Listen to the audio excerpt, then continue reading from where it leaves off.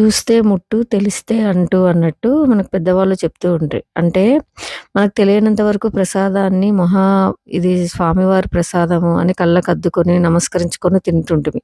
అక్కడితో మనకు ఏ దోషమేం రాదు.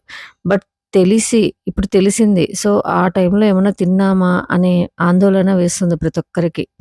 అలాంటి కలిపినప్పుడు ఏమన్నా మేము లడ్డు తిన్నామా అని ప్రతి హిందువుకు.